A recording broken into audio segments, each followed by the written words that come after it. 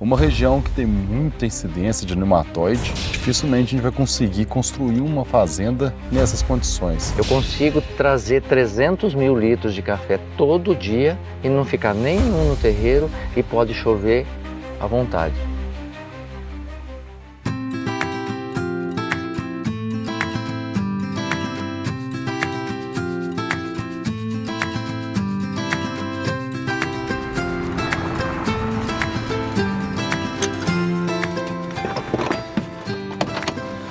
Olá, amigos cafeicultores!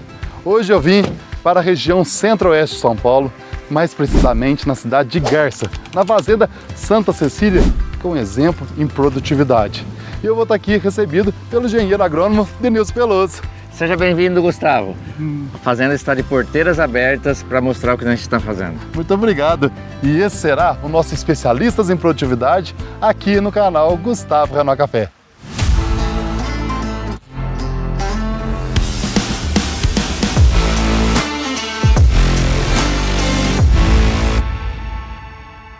Denilson, muito obrigado por você receber a gente aqui na fazenda, essa fazenda maravilhosa. E da onde começou isso aí? Quem que é o dono da fazenda? Conta um pouquinho pra gente. Começou em 94, o senhor Flávio Pérez, hoje presidente da PPA, gostando de café, né? E adquiriu a fazenda e de lá para cá foi fazendo os seus trabalhos e a gente chegou nesse patamar de fazenda aqui. Eu gerencio toda a parte da fazenda, tanto a parte técnica como a parte administrativa também. E aqui são quantos hectares? Nós temos 400 hectares de café. Irrigado? 100% irrigados,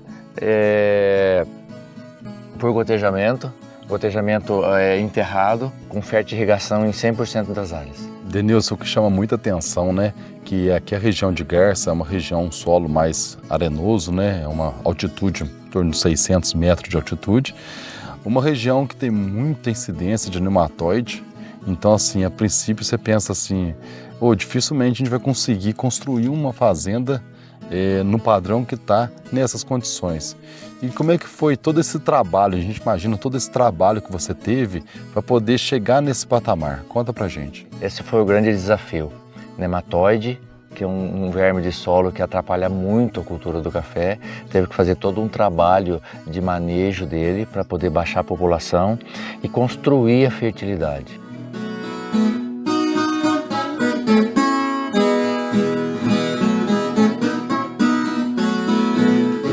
E etapa por etapa, desde um plantio, né, até uma lavoura produção, como é que seria essas etapas para poder, que teu manejo ele é diferente, né? Então, como é que você faz? Como a gente começa com o básico, análise de solo 0 a 20, 20 a 40, ver o que está acontecendo com esse solo, se precisa de calagem, se precisa de fosfatagem, um bom preparo de solo incorporando esse calcário em uma profundidade para a gente ter um desenvolvimento radicular dessas futuras plantas. Na sequência, a gente, onde tem áreas com nematóide, a gente faz o All-Cave, é uma técnica mais antiga. O que é isso? All-Cave. O All-Cave é uma técnica mais antiga de controle nematóide, ou seja, expor o solo ao sol. A gente revolve esse solo ao sol várias vezes, porque aí o nematóide fica sem alimento, exposto ao sol. Você revolve de que jeito? A gente faz uma aração, na primeira vez já colocando o calcário profundamente, e na sequência a gente vai fazendo gradagens de subsolagens, para deixar o solo sem nenhum ser vivo de mato, nenhuma erva, para que o nematóide não tenha alimento. E com isso a gente consegue abaixar bastante a população.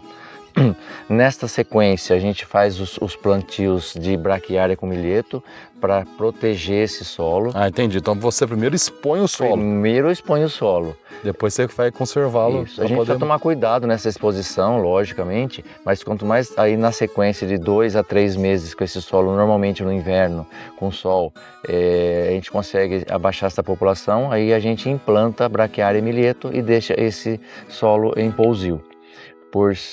Dependendo da população nematóide, entre 6 e 1 ano. Por que a Brizanta e não a Rosiziense? Eu escolhi a Brizanta porque nesses solos arenosos ela é muito mais agressiva, ela forma mais matéria seca e com isso eu consigo, com as roçadas, eu consigo uma revegetação, um rebrote dela mais agressivo, mais forte e com essa produção de matéria seca maior por ano. A muda a gente já vai se preparar com um viveiro lá para nos entregar no momento certo. Neste tempo é feito todo o planejamento planiotimétrico da área e a gente vai fazer o desenho do projeto de todas as linhas no computador, lá no escritório, né? Bonitinho, todo paralelo, do jeito que eu quero o carreador, do jeito que eu quero o sentido de plantio.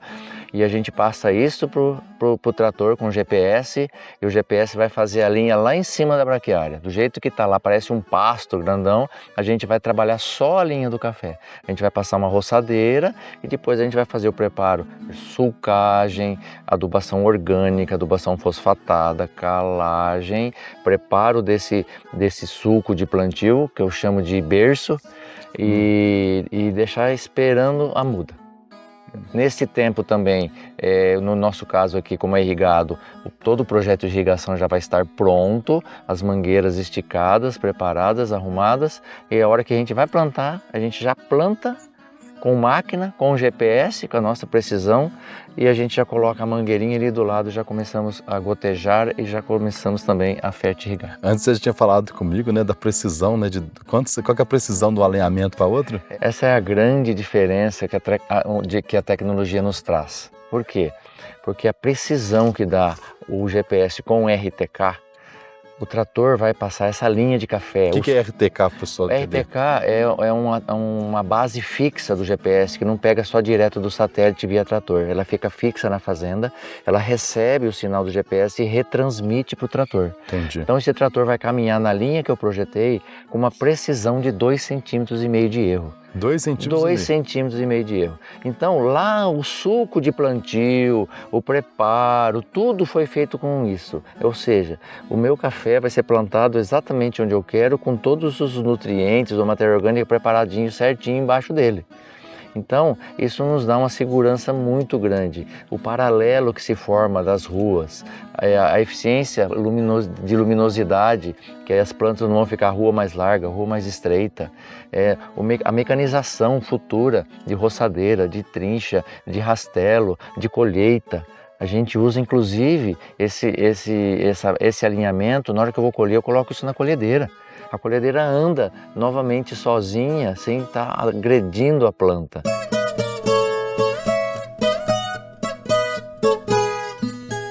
Uma base de uma planta sadia, a gente tem alguns tripés. Eu preciso ter água, eu preciso ter nutrientes e eu preciso ter controle de pragas e doenças. Se eu não tiver isso, eu não consigo fazer uma boa produtividade. Um quarto fator em cima disso é uma arquitetura da planta. Se eu não tiver uma planta com arquitetura produtiva, eu posso jogar água, nutrientes e cuidado defensivo, que a planta não vai receber luz, ela não vai ter ramos plagiotrópicos produtivos. Eu vou ter um monte de broto ladrão, o próprio nome já diz, que vai tirar a energia dessa planta e vai me diminuir a produtividade futura.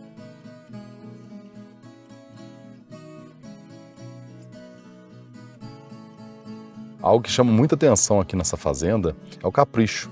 Eu sempre bato muito nessa tecla, né, que o café responde muito a capricho. Como que eu vou pulverizar de qualquer jeito, deixar no mato, meus equipamentos jogados em qualquer lugar, estragando, né? Então assim, o capricho é a primeira coisa que a gente tem aqui, é a primeira coisa que eu gosto de mostrar para todo mundo, desde o tratorista, o pessoal do escritório, o pessoal que vai desbrotar. Todo mundo tem sua importância. Não adianta eu olhar, fazer só no lugarzinho, eu preciso que tudo seja bem feito.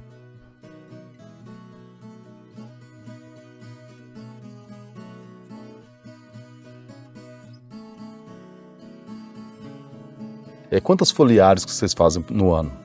O manejo de adubação foliar, basicamente eu uso zinco, eu faço 6 aplicações anuais. Eu distribuo o meu consumo em 6 aplicações junto com os defensivos.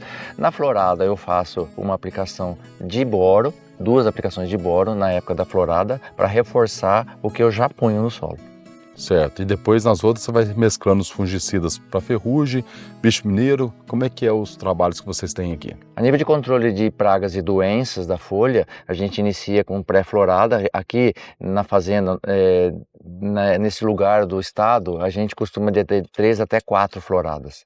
Então o que vira pré-florada de um, vira pós-florada do outro. Então eu acabo distribuindo a aplicação de fungicidas no período de agosto até dezembro, protegendo ao mesmo tempo doenças de florada com doenças de folha e, dependendo da praga, a gente vai pulverizar para praga específica. E o manejo do mato, como é que você faz? Nós temos a situação do esqueletamento.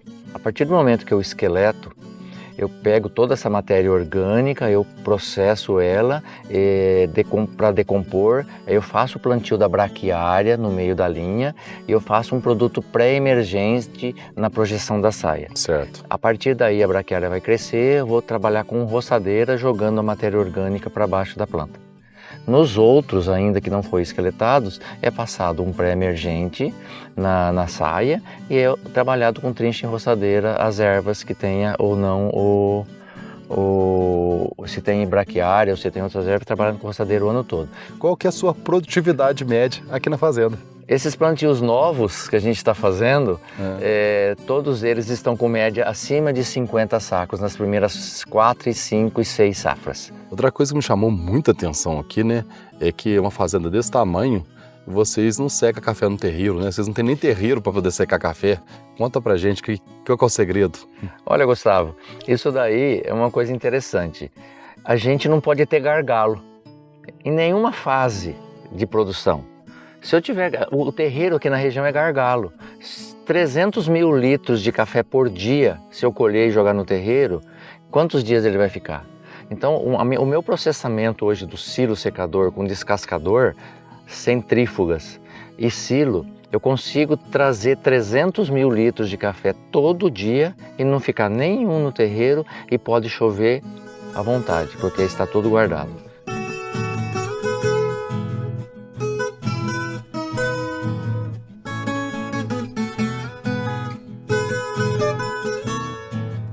Hoje foi um grande exemplo de como é que algo que ameaçava você pode transformar em grandes oportunidades. Uma fazenda que talvez não conseguiria boas produtividades, conseguir números expressivos conforme o trabalho técnico, a persistência, o capricho, a visão de curto e longo prazo em todo o processo. Gostaria de agradecer muito você que nos acompanha, agradecer a Stoller por ter promovido essa série. E esse foi o Especialistas em Produtividades, aqui no canal Gustavo Ranó Café.